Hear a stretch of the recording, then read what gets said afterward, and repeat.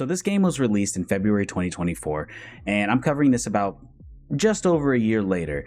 And at the time, this game felt like it kind of came out of nowhere. There was no ton of massive pre-hype about it. I mean, I'm sure people in the Helldivers community from the first game, while the first game was completely different, I know there was a lot of people not being super pumped about this new direction that it was taking.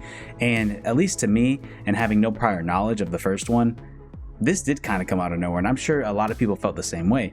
And it was pretty much an immediate success, which intrigued me. I know this game is essentially trying to be, or take a lot of inspiration from the original Star Troopers movie back in the late 90s. Obviously, it's not all set out to be like that because there's only one section that's bugs, but when the game first dropped, you pretty much just had that. And they're trying to spread democracy throughout the galaxy. It has that same sort of like dry comedic tone that the movies had. So I like how it's kind of taking it, because that is a fun movie and it's something that's interesting. And right now in the co-op space, there's not a whole lot going on, especially something that with the amount of ongoing support that Helldivers 2 has, that it kind of inspired this whole group or player base to kind of get behind this. And especially with the way the game is shaped, every player online is working together to clear out these planets of all these alien monsters and zombies and bugs and robots to help spread democracy amongst the planets. And all the events that happen in the game are completely based off what the player does over the course of the season or the update, which I thought was really cool and really interesting, that you don't necessarily see all the time in video games. And at least for me personally, I can't necessarily think of a moment where the actions of the entire player base, not just the individual or the team, but the entire player base dictates what's happening in the world. And that only requires at least a healthy player base to do that. So they've done a great job of over the year of providing this ongoing support. I believe at the Game Awards they won the best ongoing game currently, or whatever that award is exactly. But the one thing I love about this game is the mechanics and how easy it makes it for players to just kind of hop in. There's not a lot of guns, there's not a lot of things to figure out necessarily. There's a little bit of here and there where you might not quite understand it, because the leveling system is pretty different and the way you unlock guns and things are a little different with the way you have the war bond system and you have these specific battle pass skill tree type of things. But I like how I feel like the monetization is not super in your face. You have the option, if you want to purchase the super credits, you can, but you don't necessarily have to. You can farm them in games and things like that. And in general, the guns that you start out with are pretty damn solid, and it's really easy for somebody who's brand new, including somebody like myself, or somebody who's maybe not used to horde mode type games like this, to really hop in. And then also the amount of levels is absolutely crazy. I mean, you have 1 to 10, and there's so many little intricacies and things that are added as you progress through those levels that really kind of ease you in through it, and you don't necessarily feel it. And by the time you're like level 15, you're already doing level 10 missions, which are like the hardest difficulty you can if you haven't played the game already, but I'm assuming if you're watching this you have. But yeah, it makes sense too, considering the lore of the game, because you want it to be easy for players, because the way the game is, you're just dropping in more Helldivers and more Helldivers and more Helldivers, and it seems like you're almost like clones, but you don't necessarily know that yet. And I'm not even sure if that's like to canon, but that's what it seems like to me and what a lot of people also feel. And yeah, but let's get into the core gameplay loop. Obviously, you have the bugs, you have the robots, and now with this newest season that dropped about a month ago, you have like these zombie infected type aliens. I can't necessarily remember at the top of my head, but yeah, you have the Terminids and you have the robots. And out of the three of those, I hate the robots the most. To me personally, those are just annoying and frustrating, and I feel like almost all of them can shoot back at you. I enjoy the bugs the most personally, and now I'm really enjoying I can't even remember there's zombie type characters, zombie type enemies, which those are pretty fun if the performance was a little bit better on those maps. I don't know if anybody else is feeling that, but the performance on those maps are just absolutely terrible. But in general, I love the variety of the different missions that are provided for you to help spread democracy through the planet. One is either saving people and transporting them over to a safety vessel. The other is like a tower defense style mode where you're waiting for rockets to launch, which I actually enjoy that a lot too. It's not just you running around. It's like, all right, we're holding down this fort. There's blowing down ships or nests. There's a lot of side quests you can do. There's uploading data to satellites to help you ping different points of interest throughout the map. I like how there's a huge variety of different things you can do that kind of helps it keep fresh. The only thing that I wish there maybe was a little bit more of was maybe the amount of weapon customization or things you can add to the guns, or just the amount of guns potentially, without you having to kind of go through this farming system that if you didn't necessarily learn or look up, you wouldn't really know. And in general though, outside of the farming thing, to get where you want to be and get where you want to be, kind of like I mentioned before, you kind of have everything at your disposal within the first few levels.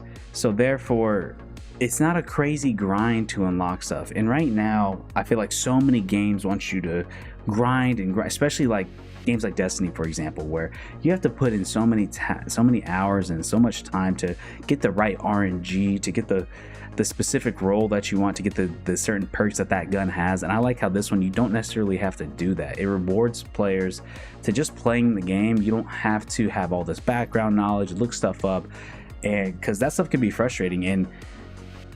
And at the end of the day, their goal is to have as many ongoing players as they want as possible, because it's kind of a part of the story and the lore that they're trying to tell you. And when you make it too difficult, it gets too niche, you kind of come into that Destiny situation where they're just not pulling in any new players, which is borderline impossible in that game. You have to be determined to want to go into that game as a brand new person. Now, in terms of the graphics and audio, the one thing that really stood out to me in this game was the cinematic moments that the game naturally creates. It's not just a placeholder or a specific sequence that happens every single time. I like how you can kind of make your own unique cinematic moments with these massive explosions, taking down these giant enemies that you face time and time again. There's multiple ways and varieties to do that makes it really fun, and the immersion is done really well with that, and it makes you kind of feel the intensity of the enemies that are coming after you, especially when you get into those higher levels. The game also too kind of feels like this sandbox where you can kill enemies however you want. Whatever you want to do to them, you can do them. You can complete as many objectives as you want. And also too, the world design. Each planet feels unique, and you can do different stuff, and there's different layouts, and there's different things. There's so much variety in the game that I enjoy a lot. While maybe certain sectors or certain planets might be pretty similar, I like how, at least when you're facing the bugs, that's a whole different world, and atmosphere has this yellowish orange tint over it. The robots have like this grayish grayscale kind of tint over it, and then when you go to these now new zombie ones, it has like this bluish purple, and they all kind of feel unique, and they have like their different quirks about them, where the bugs are kind of in this mountainous area. Same thing with the robots, but then with this new iteration, you have like, you're almost in a city, you're in these small towns, and you're going from building to building. I think one thing that would have been cool is maybe the destruction element, but that might, I don't know the limitations on the specific engine that they're using and what they can do with that, and also with the current performance of the game, it's probably not necessarily possible. But in terms of the audio as well, the audio is just awesome. It gets you pumped. I love the music as you're dropping in. It gets you ready to go. I love the completing the missions, all the audio cues and all the things during the mission, and the voice lines that the commander gives you can give you a little bit of like this corny but funny kind of like adds to that world, where it doesn't feel so over the top like you might see in some of these hero shooters where you don't necessarily care about whatever kind of world that you're in. You're just there for the gameplay. And I like how this one, the voice lines really match what they're trying to do, and I think it's a big reason why players keep on coming back, because you're actually motivating them. You're hitting them with those audio cues in a unique, specific way that maybe a lot of games that might just throw a lot of flashing lights and colors and hit you like a casino slot, but in this one it's really trying to hit the smaller notes that really keep people coming back. Now, in terms of the game's longevity, like what I said, I think having that amount of variety, and they've also added a lot of DLC throughout the the past year, and I'm sure they're going to be adding more, and maybe eventually they're going to combine the two. But I think what's really, really cool and what brings people coming back is that fact that you're a part of something. You see that counter of how many Helldivers are active. You see right now, currently, there's an event where the enemies are getting closer and closer to Super Earth, and maybe eventually we fight on Super Earth where all three of them are coming to get, all three enemies are coming together, all Helldivers are on Super Earth to protect Super Earth, things like that. And even me talking about it is getting me more excited about the potential of what they could do with this game. And like I said, it's part of the reason why they've started to build this cult following for this game, which I haven't necessarily seen in a multiplayer game, or especially a co-op game like this, in a while. But overall, I think Helldivers 2 is probably one of the best co-op games I've ever played. It's definitely in the top 5, and I'm sure a lot of it is that same way for a lot of people. It's filled with so many great moments, and I'm sure as more enemy types come and more planets and more events, it's going to get more entertaining for everybody to like. And you know, for sure I'll be there to help spread democracy amongst the galaxy. But if you like this video and you want to see more like this, please leave a like and subscribe in the comments down below. I would greatly appreciate it. And if you subscribe, ring that notification bell. We're going to do more content like this, whether it be doing reviewing games from the past couple years, or modern games as they're dropping out, which this year is going to be crazy. I did a whole video about that with Xbox in particular and Game Pass. So go check that out on my channel. And yeah, and also talking about news and things like that. So we got a lot of things coming up. And also too, I have a retro channel. Going to be probably doing that about once a month, twice a month, somewhere around there. So if you're interested in a lot of retrospective content of old games like from the PS2, GameCube, Xbox 360 era, feel free to leave a like down there as well. And yeah, I'll see you guys in the next one. Peace out, everybody. See ya.